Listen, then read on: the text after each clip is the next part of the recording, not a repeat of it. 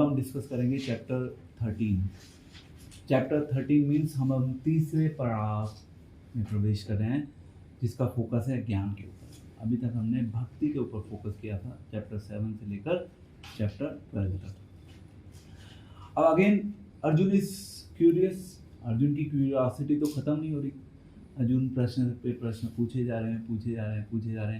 अब यहाँ पे पहले श्लोक में ही पेज नंबर 457 पे अर्जुन ने प्रश्न पूछा। अर्जुन ने इनफैक्ट काफ़ी सारे प्रश्न इकट्ठे पूछे, तो आप इसको अलग अलग प्रश्न भी मान सकते हैं।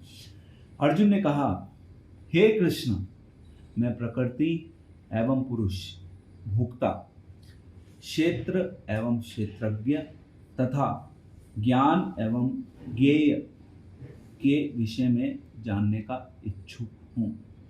तो अगर आप इसको डाइसेक्ट करें, इस एक श्लोक को 13.1 को डाइसेक्ट करें, तो इस एक श्लोक में अर्जुन ने भगवान से 6 प्रश्न पूछे। ऐसे तो एक दृष्टिकोण से 6 प्रश्न जो है बहुत सरल है। It's like kind of revision हो गया दोबारा से। तो 6 प्रश्न अर्जुन ने पूछे एक ही श्लोक में। सबसे पहले भगवान ने जो क्वेश्चन डील किया, भगवान ने क्षेत्र एवं क्षेत्रज्ञ के बारे में डील किया। तो हम इसको पहला क्वेश्चन बताते हैं, क्षेत्र क्या है, व्हाट इज क्षेत्र, जिसके बारे में भगवान से अर्जुन पूछ रहे हैं। तो क्षेत्र क्या है?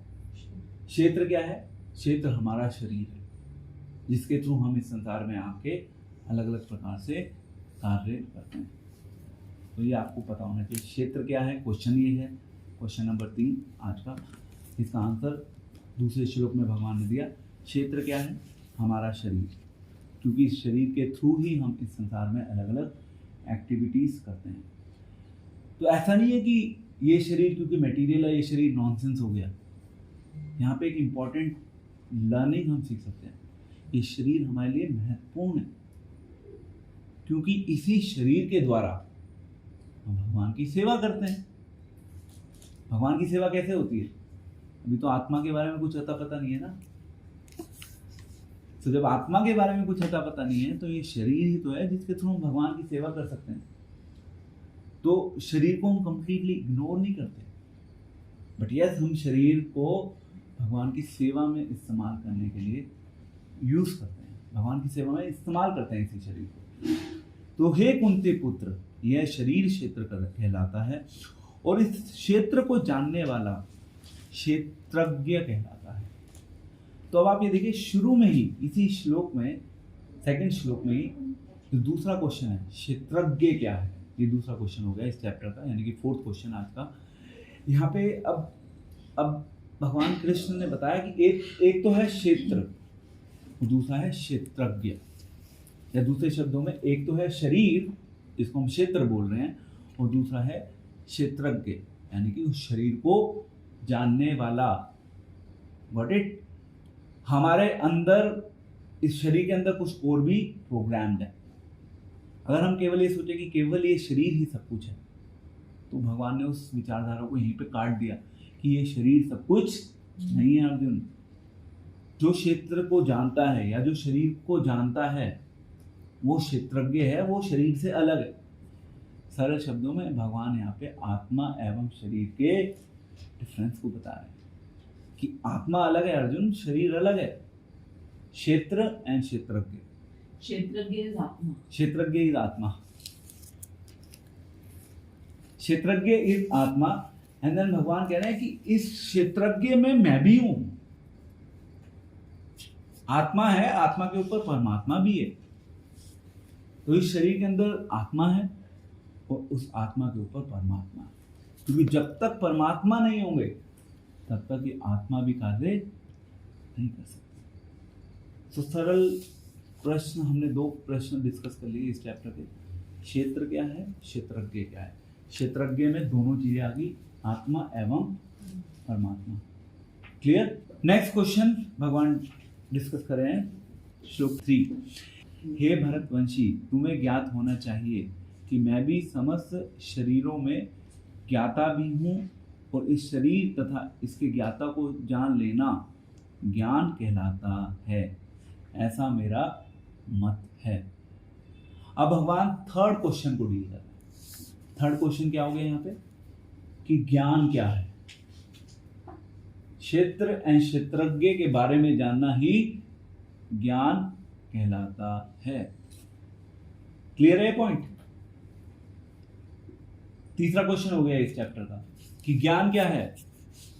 शरीर के बारे में जानना, आत्मा के बारे में जानना और परमात्मा के बारे में जानना, यही है ज्ञान। इसके अलावा बाकी सब चीजें क्या है, अज्ञान। प्रैक्टिकली इस शरीर के बारे में जानना भी ज्ञान है, अज्ञान नहीं है। हमें पता होना चाहिए कि ये शरीर किस प्रकार से कार्य कर रहा है। अगर हमें उस चीज के बारे में नहीं पता होगा तो हमारी नॉलेज इनकम्प्लीट है। हमें पता है कि ये शरीर नष्ट हो जाएगा, नाशवान है, फिर भी हमें इस शरीर के बारे में थोड़ा सा तो पता होना चाहिए।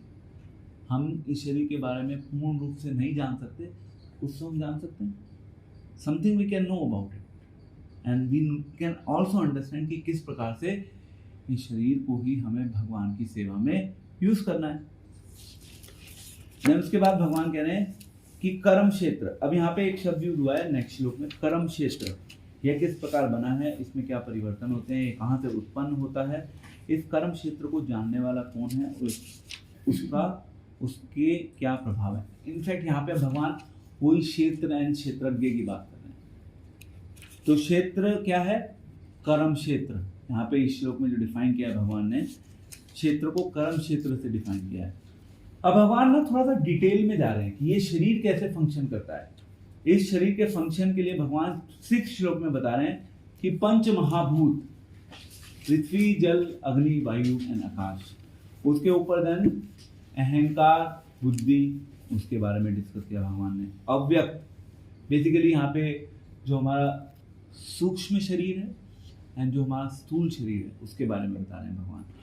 देन हमारा शरीर कार्य कैसे करता है, हमारा शरीर इंद्रियों के द्वारा कार्य करता है। उन इंद्रियों में मन भी आ गया, हमारे पास उस इंद्रियों को बेसिकली उस इंद्रियों के द्वारा अनुभव करने के लिए क्या है, इंद्रियों के विषय भी हैं, the objects of the senses, जिसके थ्रू हम अलग अलग चीज़ों को इस संसार में इंजॉय करने का प्रयास करते हैं, राइट। एंड देन उसके बाद कह रहे हैं इच्छा, द्वेष, सुख, दुख, संघात, जीवन के लक्षण तथा धैर्य, इन सब को संक्षेप में कर्म का क्षेत्र तथा उसकी अंतःक्रियाएं विकार कहा जाता है। तो यहाँ पे भगवान किस चीज को डिफाइन कर रहे हैं, कर्म क्षेत्र या कर्म को फर्दर एक्सप्लेन कर रहे हैं इस श्लोक में। एंड देन उसके नेक्स्ट श्लोक में भगवान बात कर रहे हैं ज्ञान की। श्लोक संख्या 8 से लेकर श्लोक संख्या 12 तक भगवान डिटेल में डिस्कशन कर रहे हैं ज्ञान के बारे में, क्या चीज है ज्ञान की कैटेगरी में, और बाकी सब जो है जो यहाँ पे डिफाइंड नहीं है भगवान बता रहे हैं कि वो अज्ञान है। कह रहे हैं विनम्रता, दंभहीनता, अहिंसा, सहिष्णुता, सरलता, प्रामाणिक गुरु के पास जाना। I think this is around 20+ different qualities.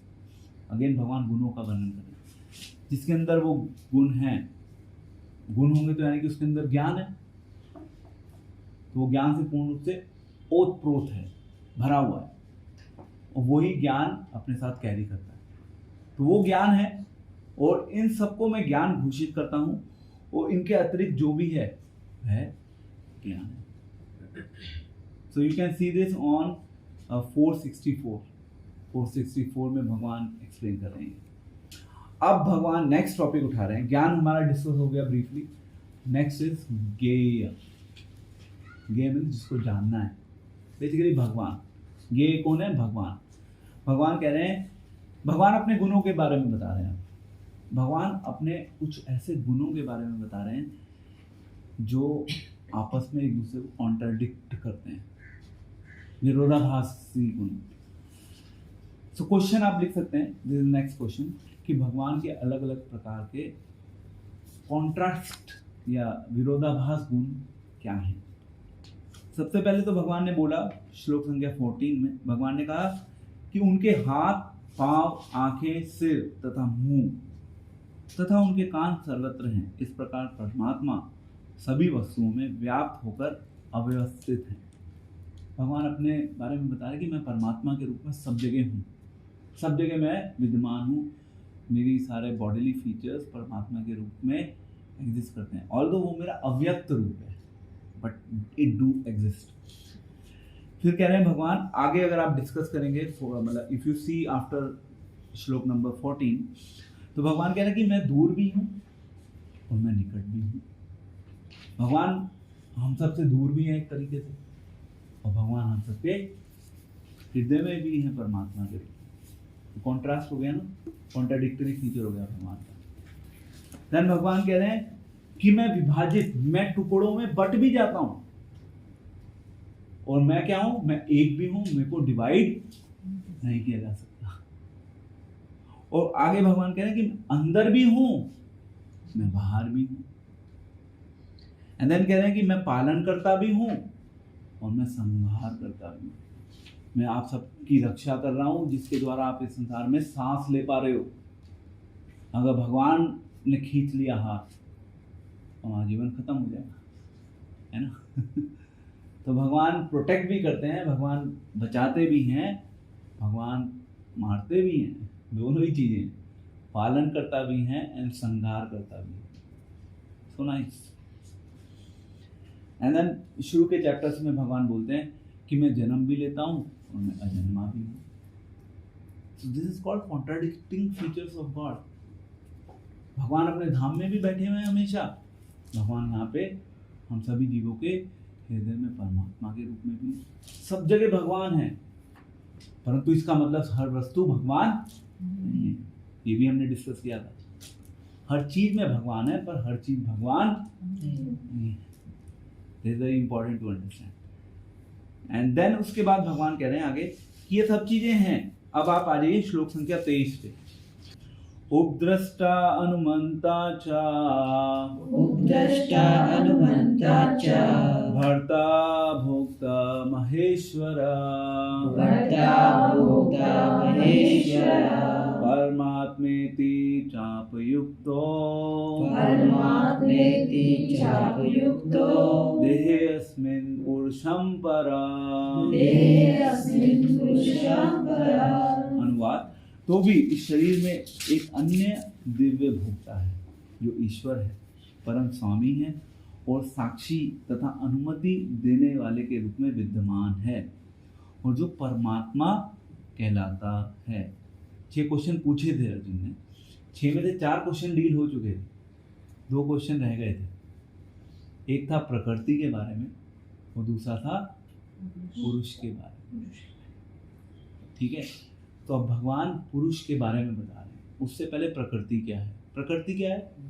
भौतिक नेचर हमारे सामने, क्योंकि अभी हमने डिस्कस किया। इनफैक्ट ये जो शरीर है, ये शरीर हम सबको मिला है, ये शरीर इस प्रकृति के संपर्क में जैसे ही आता है तो हम क्या करते हैं, अलग अलग चीज़ों को एंजॉय करना शुरू कर देते हैं, और फिर हम क्या बन जाते हैं, पुरुष बन जाते हैं। In one sense we all are trying to be पुरुष, और हम सब हैं क्या? हम सब एक्चुअली प्रकृति हैं। प्रकृति किससे आई है? भगवान से आई है। क्योंकि ये प्रकृति भगवान से आई है, तो प्रकृति किसके एंजॉयमेंट के लिए बनी है? भगवान के लिए। क्योंकि भगवान कौन है? भोक्ता। भगवान टॉप मोस्ट एंजॉयर है। Krishna is the top most enjoyer, and ultimately हम सब क्या है? We all are Prakriti. We are to be enjoyed by Krishna like Prakriti. But we all are trying to be enjoyed. This is where the problem is. तो प्रकृति is everything जिसके हम contact में आते हैं, and then we start enjoying this world. Practical angle. And then उसके बाद भगवान कह रहे हैं कि पुरुष, हम सब भी पुरुष बनने का प्रयास कर रहे हैं. We are not पुरुष. Then next is what? भगवान कह रहे हैं कि वी अल्टीमेटली, तो भी इस शरीर में एक अन्य दिव्य भोक्ता है। पुरुष मीन्स एंजॉयर। पुरुष doesn't mean male and female. पुरुष मीन्स एंजॉयर। तो भी इस शरीर में एक अन्य दिव्य भोक्ता है जो ईश्वर है, परम स्वामी है और साक्षी तथा अनुमति देने वाले के रूप में विद्यमान है और जो परमात्मा कहलाता है।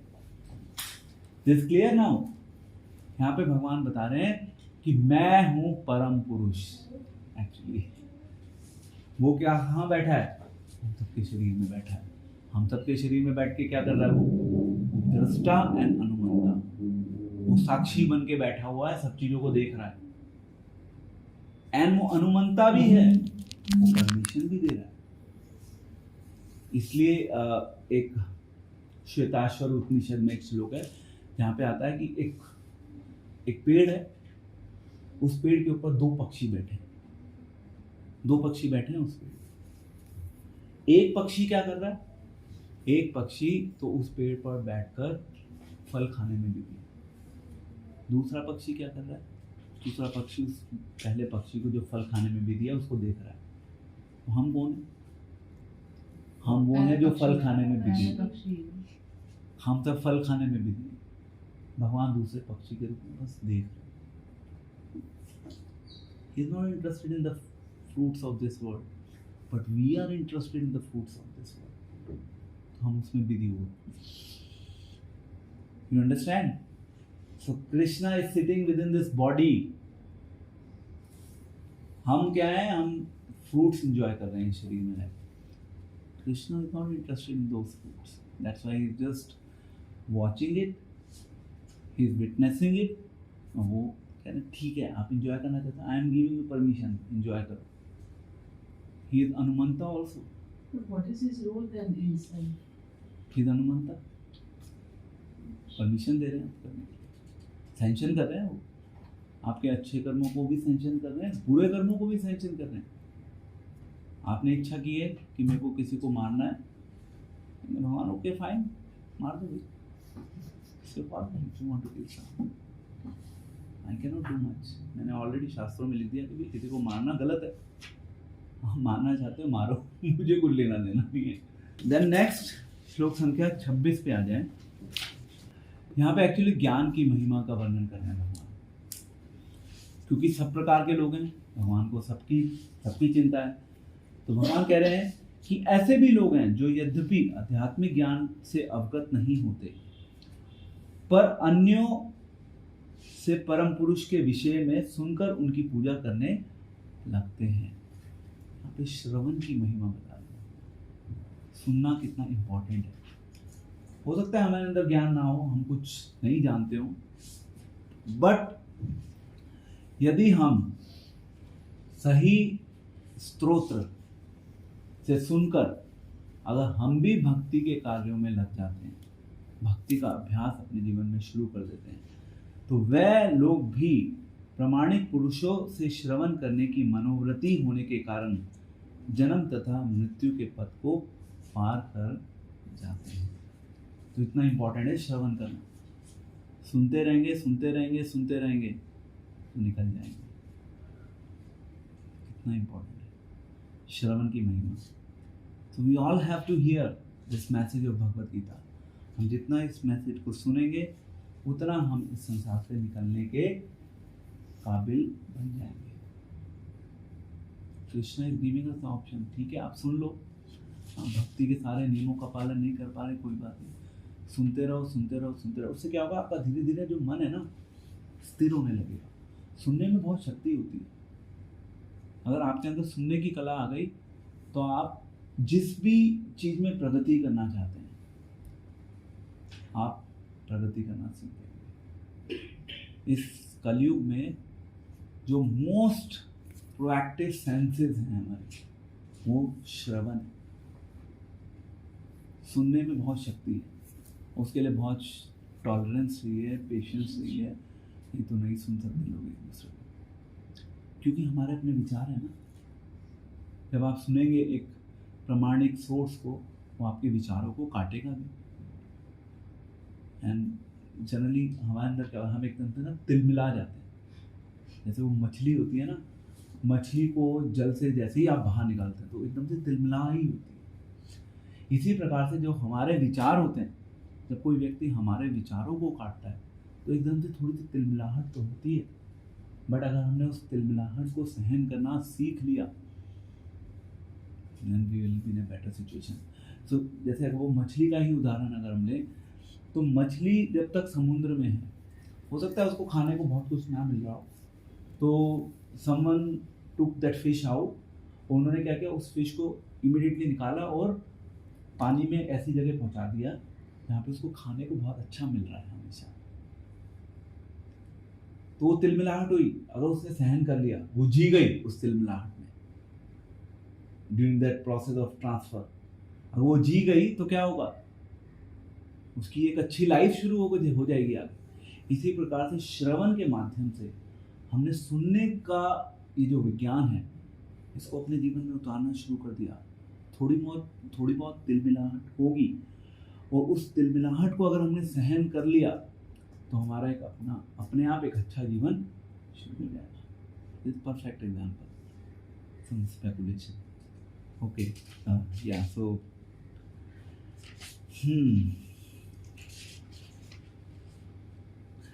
ओके, नेक्स्ट श्लोक 28 पर आ जाए। क्वेश्चन आप लिख लीजिए। नेक्स्ट क्वेश्चन नंबर कितना होगा, मेरे ख्याल से 7 क्वेश्चन हम डिस्कस कर चुके हैं इस चैप्टर पे। तो 8वां क्वेश्चन ये है कि हम किस प्रकार से भगवान की आंखों से देख सकते हैं। भगवान की आंखों से देखना, भगवान ये बता रहे हैं यहाँ पर कि हम किस प्रकार से भगवान की आंखों से देख सकते हैं। अभी तो हम सब अपनी आंखों से देख रहे हैं। अपनी आंखों से देखने के लिए हम में से कुछ के पास चश्मा भी, उस चश्मे से हम देख रहे हैं इस संसार में अलग अलग रंग बिरंगी चीज़ों को। तो जो परमात्मा को समस्त शरीरों में आत्मा के साथ देखता है और जो यह समझता है कि इस नश्वर शरीर के भीतर ना तो आत्मा ना ही परमात्मा कभी भी विनष्ट होता है, वही वास्तव में देखता है। जो ये नहीं देख रहे वो सब क्या है, ब्लाइंड है। कृष्ण इज टेलिंग, वास्तव रूप में कौन देख रहा है? कौन देख रहा है? वो देख रहा है जो सभी शरीरों में किसको देख रहा है? आत्मा को भी देख रहा है, परमात्मा को भी देख रहा है। और उसको ये पता है कि ये शरीर क्या है, शरीर तो नश्वर है, आत्मा भी अमर है, परमात्मा भी अमर है। वो तो देख रहा है, बाकी सब क्या है, अंधे हैं। तो फिर आप बढ़िया से बढ़िया अच्छे से अच्छा चश्मा लगा लें, उससे कोई फर्क नहीं पड़ेगा। आपको एक्चुअली चश्मा कौन सा लगाना है? ज्ञान का चश्मा लगाना है। ज्ञान का चश्मा होगा तो आप चीज़ों को सही ढंग से देख पाएंगे। इसलिए भगवान वो ज्ञान हमें दे रहे हैं जिससे कि हम सही चश्मा तो लगा लें। Then we will be able to see things as they are. Otherwise हम चीज़ों को देख रहे हैं but in reality we are not seeing. तो हम देखते हुए भी चीज़ों को अनदेखा कर रहे हैं। ठीक है? So let us understand कि how to see things as they are from the eyes of Krishna. इस संसार को अपनी आंखों से देखने का प्रयास मत करो, इस संसार को भगवान की आंखों से देखने का प्रयास करो। वो भगवान हमें ये अवसर दे रहे हैं कि हम जाने किस प्रकार से हमें इस संसार को भगवान की आंखों से देखना है। अपनी आंखों में कुछ नहीं रखा, भगवान की आंखों से देखने के लिए हमें सही ज्ञान देना होगा। राइट? ठीक है, आई थिंक द लास्ट श्लोक वी विल डिस्कस। लास्ट श्लोक इसी चैप्टर का श्लोक संख्या 35। ओके, अब भगवान की आंखों से देखने के ऊपर ही फर्दर डिस्कशन हो रहा है। अपनी आंखों से देखना बंद करो, भगवान की आंखों से देखना शुरू करो। जो हमारा क्वेश्चन है जिसको हम कंटिन्यू कर रहे हैं, जो लोग ज्ञान के चक्षुओं से शरीर तथा शरीर के ज्ञाता के अंतर को देखते हैं और भव बंधन से मुक्ति की विधि को भी जानते हैं, उन्हें परम लक्ष्य प्राप्त होता है। तो शुरू में जो 6 क्वेश्चन थे अर्जुन के, उन 6 क्वेश्चंस को भगवान ने डील किया। उन क्वेश्चंस को डील करने के बाद आप कंक्लूजन दे रहे हैं भगवान कह रहे हैं कि आपको समझना होगा क्षेत्र क्या है, क्षेत्रज्ञ क्या है, प्रकृति क्या है, पुरुष क्या है, ज्ञान क्या है, ज्ञेय क्या है। ये 6 चीज़ों को आपको समझना होगा। इन 6 चीज़ों को भी समझना होगा, इन 6 चीज़ों के बीच में डिफरेंस क्या है इसको भी समझना होगा। ये जो है ना, जो ये समझ जाएगा, सही ढंग से जो इस चीज़ को समझ लेगा, वो क्या होगा, वो बेसिकली भव बंधन की मुक्ति को एक तरीके से जान जाएगा और वो अल्टीमेटली अपने जीवन में परम लक्ष्य की प्राप्ति कर पाएगा। सभी का एक ही है परम लक्ष्य, प्रेम पुमर्थो महा। सभी के जीवन का लक्ष्य है प्रेम, और उसको वो अपने जीवन में प्रेम मिल जाएगा। सो ये है समरी डिस्कशन ऑफ चैप्टर 13।